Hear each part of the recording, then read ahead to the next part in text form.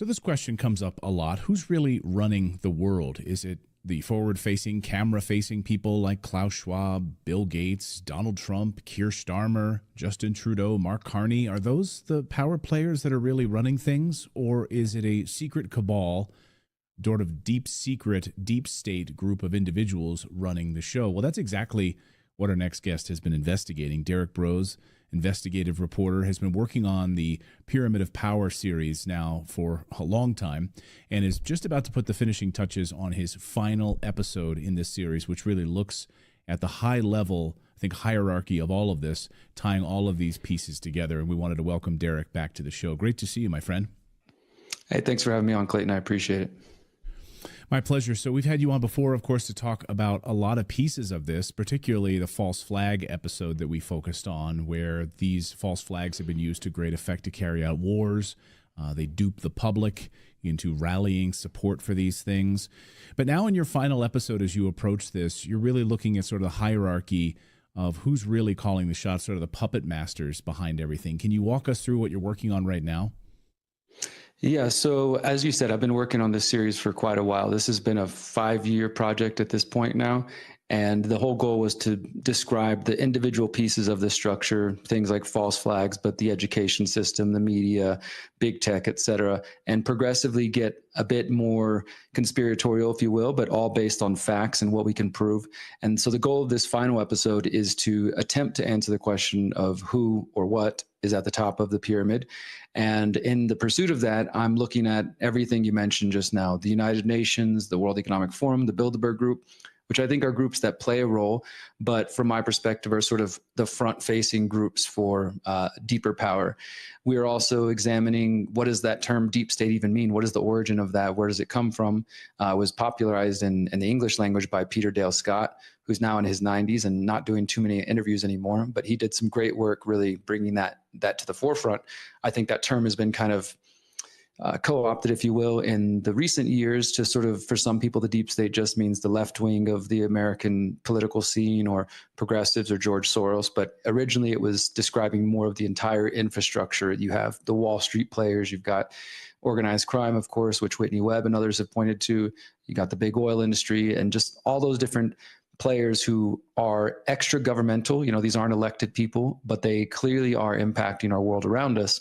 And then from there, we're going to even go deeper and look at, well, who are the people at the top of those? If the Bilderberg Group is just a representative of the real power, then who are they actually representing? And in the pursuit of answering that question, I'm featuring a number of really talented, educated researchers, everybody from David Icke, G. Edward Griffin, of course, both of them have been around for a long time doing this work, James Corbett, Mark Passio, Larkin Rose, so many other people who are bringing all their perspectives. Like in this episode, we are going to consider everything. Nothing is off the table. So the people who say it's the Jesuits, we're going to give them their say and explore those theories. The people who say it's the Masons will do the same thing. And of course, even with Icke, let him explore his idea of reptilian or something otherworldly, other dimensionally at the top of this. And then people like Mark Passio more specifically say things like Satanists or Luciferians. So I'm doing my best to remain objective and continue with the sort of true crime approach that I've taken with this series. I don't really even consider it to be a conspiracy documentary because although it touches on things that might be labeled conspiracies, it's very much fact-based. It's very much just sticking to what we can prove.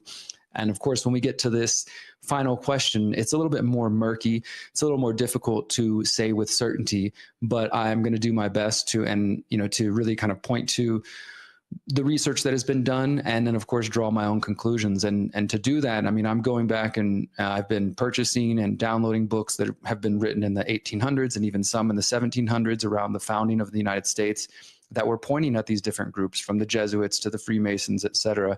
And I think it's going to be an educational one. I don't think I'll be able to please everybody who has their own pet opinion or who they think is at the top, but I think it will be informative.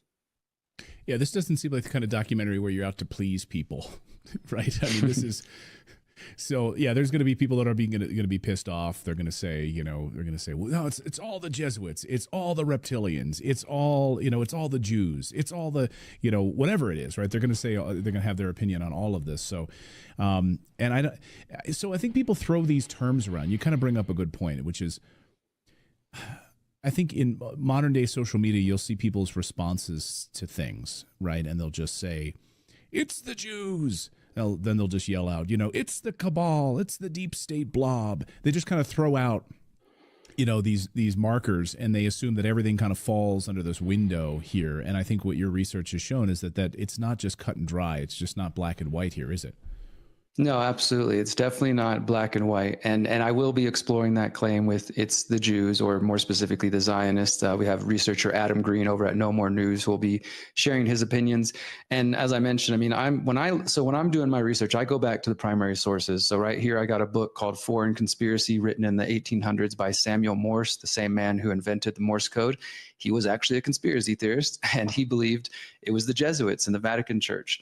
I got this one, Proofs of a Conspiracy, written also in the late 1700s, written by John Robeson, who was warning George Washington. You can find his letters online warning George Washington that the Freemasons had already infiltrated the United States.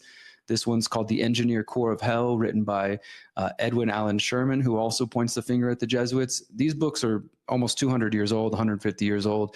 That doesn't mean they're factual just because they're old, of course, but I do find it interesting to go back and for people to recognize that these sort of lines of thinking and lines of questioning, they're not new. This isn't just something that came about because of the internet. Perhaps we have much more access to the information now, and so conspiracies and conspiracy research is more widespread. But there is no doubt that the claims of influence in the United States and elsewhere have existed, and there are 100% facts behind them. I mean, we can look at, just as one example, the fact that dozens and dozens of U.S. presidents, Mexican presidents, European monarchs, presidents and prime ministers around the world have been Freemasons, very high level Freemasons. That is, there's no controversy about that. That's documented fact. We can also look at the Russian Revolution, the French Revolution, the American Revolution, Spanish Revolution, the coup of Hawaii to make Hawaii a state in the United States. All involved people who were high level Masons. And in the same vein, you can also look and see Jesuit influence throughout history in different areas. So there is facts there. Now, it's just sort of where we get to the place where we might need to speculate a little more is how much of those influences which were involved in wars and revolutions and uprisings still exist today. There are people who have theories that say the Freemasons and the sort of secret societies that exist today, the Bohemian Grove, Bohemian Club and others, that they have a lineage that dates all the way back to ancient Egypt, right? And the Egyptian secret societies or the Pythagorean Egyptian societies. I'm less certain that you can actually draw that distinction. There might be some groups who claim that and say, well, we're the modern version of this or that, but it's, I think, more hard and difficult to prove, although many of us might believe and suspect that there is literally just some lineage that has been passed down from the ancient Egypt or ancient days of Rome, and then secretly passed down and down and down. But for certain, we can say that in the last 150 to 200 years, there are people involved in secret societies who may have been inspired by those older groups that are behind the scenes and are influencing our world. So I want to touch on the David Icke stuff because, here's a guy who was calling out this stuff before the internet was even around, right? So he was tapped into this well before, a lot of younger people came along and jumped on the internet and started exploring these topics. So the reptilian piece of this, it's very easy for people to slough that off and be like, oh, that's just way over here, fringe. But I've seen a lot of stuff. You've seen a lot of stuff.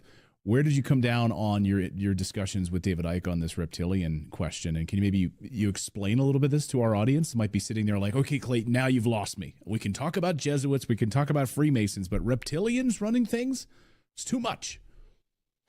Yeah, I definitely think that's a bridge too far for many people. So I was lucky enough to go to the UK last October and to sit down with David for 3 hours. And I released most of that interview, but a few of the questions are specifically for the documentary, and his answers will be coming out when we release this in May or June.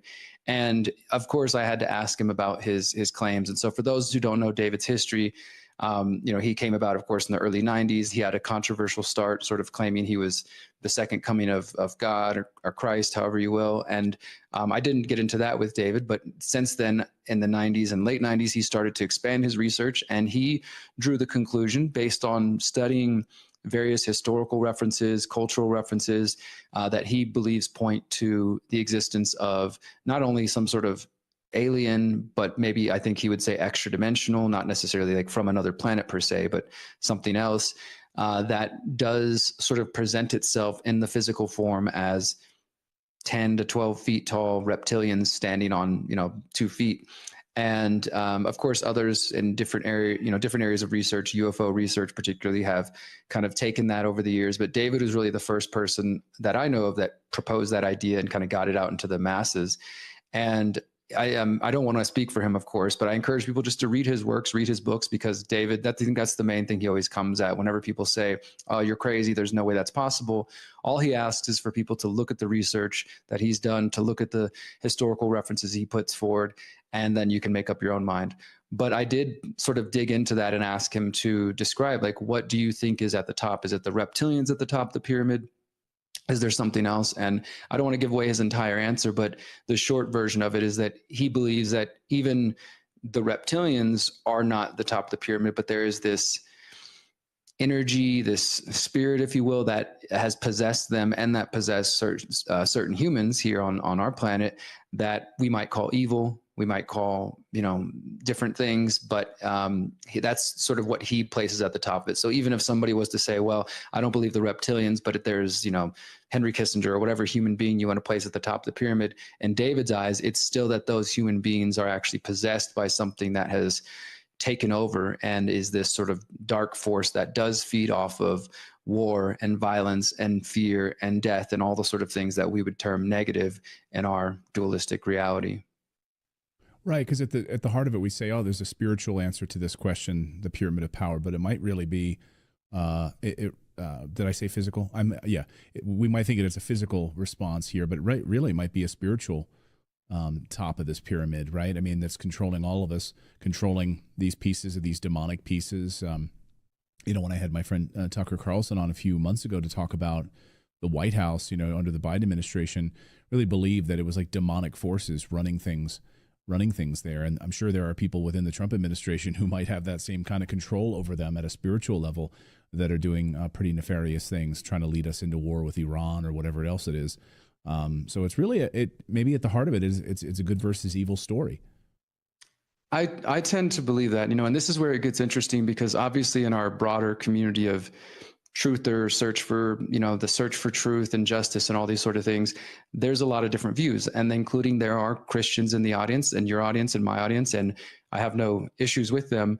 But so for a Christian, they filter everything through that lens. So the answer to this question would be, well, of course, it's the devil, it's Satan, that's at the top of the pyramid. And definitely I interviewed people who feel that same way. I don't necessarily if I would use those terms. I'm not one who takes the Bible as a literal historical document. And in fact, chapter 16 of the Pyramid of Power, which is available now, explores the way that religion and secret societies have been used to manipulate humans and get us to support all kinds of injustices throughout history. But with that said, I definitely do believe my personal perspective, some of which I will be sharing in the final episode, is that this is a spiritual battle at the end of the day. That there are human players and organizations and institutions we can point at, and that's a real physical, reality. But I do think there is some deeper, more esoteric, spiritual aspect to this that perhaps many people are not even tuned into. And ultimately, I think that's what it really comes down to. I do think it's important. Obviously, I'm taking the time. This is the biggest project I've ever undertaken. 5 years of working on this. So far, the pyramid's 6 hours plus. This last episode's probably going to be 45 minutes to an hour. And I'm just doing daily research, diving into this. I've put in over 1,000 hours into this project. I think it's an important topic to explore. Like I said, I don't know if any of us can say for certain, but what I'm trying to do with this series is to present as much factual evidence and to show people who are going down these rabbit holes, instead of just sort of loosely holding ideas of, like you said earlier, Clayton, well, it's the cabal or it's the deep state blob or whatever. Like, let's get as close to actually pointing to individuals so that we can have some real accountability, because I don't think there will ever be real accountability if we're just sort of vaguely discussing this without actually, getting to the bottom of it. And perhaps we can't truly get to the bottom of it and ever know for certain, because there doesn't exist a document that says, here's a list of all the CIA agents that are in the media, or here's a list of all the groups running the world. But surely there are lots of theories. There's, names have been tossed around like the Committee of 300, of course, the roundtable groups. And I'm exploring each and every one of these ideas. There's also another one, Synarchy, which I've only recently become familiar with. And my goal is, again, to try to give people that fact-based, documented information at thepyramidofpower.net. People can find all of the episodes and every single transcript with all of my sources, links to every source document, primary source is available there. And I'm going to take that same tact with this final episode, even though admittedly we do have to, I think, get into a little bit of speculation to have that conversation, because there's no, like I said, there's no firm document that we can point to of that final boss at the top, if there even is such a thing. Some of the people I interviewed say they don't even believe that that's the accurate way to look at it, that perhaps it's just another roundtable at the top of, a collection of individuals rather than, one single person or one single group. Well, I mean, even like the David Icke stuff. I mean, I've definitely interviewed people. I've watched many interviews. I've spent countless hours looking at the secret space program, and you have this really international cabal of individuals who are together. But if you listen to their stories, they've been transported to the moon. They've been literally in the moon base. Multiple witnesses who have been, I've spoken to a former Air Force member who's been to the moon. And what she told me was horrifying. And these individuals at the moon base, for crying out loud, controlling and basically almost allowing us sort of puny humans to even have a seat at the table because we're so far behind in technology. And so this reptilian question, the white-haired Nordics question, like, I'm there for all of it because, I'm not a closed-minded individual. I'm interviewing, members of the Air Force, members of the military who've seen these things and who've been to these meetings and witnessed this stuff. So we go about our day, we go to Target, we have lunch with our family, we put dinner on the table at night, but there's some serious stuff going on that we have really no idea behind the scenes, right? Yeah, absolutely. And I think that's probably why it's so overwhelming for many people, Clayton, is because we are generally just good people and trying to go about our day, take care of our families, accomplish our goals and have a good time when we can, while also understanding there's massive governmental corruption. And that's one thing to understand. The government's corrupt. There's scandals happening, but to really try to get to the bottom of it and understand, well, who is at the top? Because I think some people make the mistake, and let's say maybe more in a mainstream view, that government is inept. And so corruption happens, but it's really just because government isn't, efficient enough. We just haven't perfected that institution. And actually, Gary Allen, a researcher from the 70s, who was one of the first people to point at some of these things, he called in his book, None Dare Call It Conspiracy. He said there was sort of two ways to look at history. One is this conspiratorial view of history, which is that people conspire together. There's nothing crazy about that. Men, women, groups get together and say, hey, maybe we could fix this oil market to have some extra profit. Or people conspire together to throw a secret birthday party, humans conspiring. The other view of history is just this accidental view of history, that everything is just kind of happenstance and unfolding, just randomly.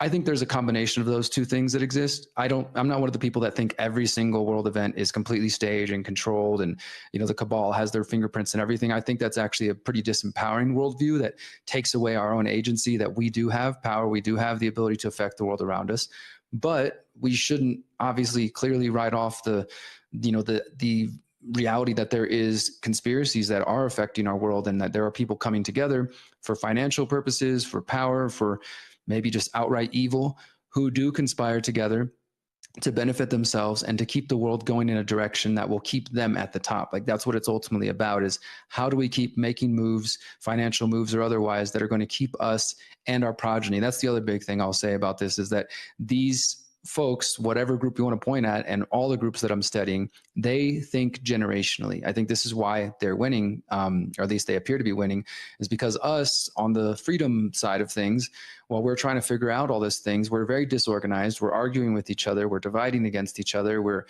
distracted by daily social media, whatever is trending, whatever is, the latest thing you're supposed to be offended by. While these folks, even down to the level of, say, Henry Kissinger and Rockefeller, they're thinking long-term. They're thinking generationally. They know that they're working on goals that they are not necessarily going to live to see the outcome of, but they can think with that long vision. And I think that's why they've been able to be so successful, as they keep the masses kind of worried about how many likes do I have today? What's happening right now in this moment? Instead of how can I plan for the long term? And I think that's really one of the goals of this series, is I'm trying to help people understand that there are solutions. I don't know if I mentioned this already, but every episode of the Pyramid of Power does end with suggestions for solutions. It also ends with, if you want to learn more, watch this documentary, read this book, do your own deep diving, because my goal was to take all of the best research that's already available, combine it with my own research, and make it 30 minutes or less. So the majority of the episodes are 30 minutes or less. There's a few that go beyond that, but it's been really rewarding. I'll say, Clayton, that over the last 5 years, I've gotten messages from people who've told me they've used the Pyramid of Power to homeschool their kids, that they've, somebody told me just the other day, they're getting their 15-year-old son to watch it. One of their 18-year-old kids is watching it. My goal is that this is going to be something that will be evergreen and that can live well beyond 2025 and can be a reference point for people who are just starting this journey, but not to sort of tell them like, hey, everything's hopeless, we're screwed, there's all these people controlling the world, but maybe give them some ideas on how we can take some of that power back. And then, of course, by being informed, we're more capable of making better decisions and deciding how we move forward. At the end of it, would you say that after all of this research, is there a possibility that you might kick back on the easy chair and say, you know what? There's no one running this show. It's just a shit show. and it's all to chance. None of these groups, you know what? All of these people point to this, but you know what? At the end of the day, it is just sort of the natural order of things, and there's really no one running the show. I'm definitely leaving my mind open to that possibility. I'll say this, I'm about halfway done with the script right now, and I still haven't written my conclusion. It's not like something I'm approaching where I already know how I'm going to end it. I'm going to go through all the different opinions, and I'm revisiting a lot of my old research. And so I'm not kind of coming into this with my own, all right, I already know I'm going to point a finger at the Jews, or I'm going to point a finger at the Jesuits or whatever. I'm reading and studying all those. I'm revisiting my old research that, I did when I first woke up, and deciding what still holds true. Because in my experience, sometimes when you're first kind of waking up, you consume a lot of material, and you might look back and realize, actually, some of those things that I held on to in the beginning, they're not as actually accurate or true as I thought. There's a piece of there that's some true, but maybe it's not completely true. So I am definitely approaching even my own writing with this conclusion with an open mind. And yeah, I might get to the point and say, you know what, these groups are there, but I don't think we can conclusively say any of them are at the top, or we can't say, it's being run. Because I do think what your comment there points to is another important aspect of this, that we are playing a role. In many ways, if we spend all of our time just obsessing over who's at top, obviously I think that's an important question. That's why I'm doing this project. But if we spend all our time doing that, then what are we, we're missing out on opportunities to take action in our own lives, to become more independent, to, grow our own food, to just whatever solutions you want to pursue, to try to be as free from these systems as possible, instead of obsessing and watching podcast after podcast, reading book after book, and oftentimes making yourself very miserable. And if you're stuck in fear, if you're stuck in anger, if you feel like things are hopeless, the big they, whoever they may be, have already won. Right. Oh, that's a great point. If you're totally consumed by it and you're not spending time with your family and kissing your kids, and this is consuming you, then they've absolutely already won. And I think it takes away our own agency. You're right about that. So, Derrick, where can people find the series and get ready for the final episode? Where can people go? Yeah, so right now the best place is thepyramidofpower.net. That's got all 16 episodes available there. I ask everybody to excuse the plain bare website. I've just been so focused on finishing it. So in a couple of months, we'll revamp it and make it look all nice and fancy. But right now, everything you need is there. The video, the audio versions, the transcripts, everything is there. And I'll also mention, you can find it at my main website, theconsciousresistance.com. And if anybody is interested in supporting us, this entire project has been crowdfunded over the last 5 years.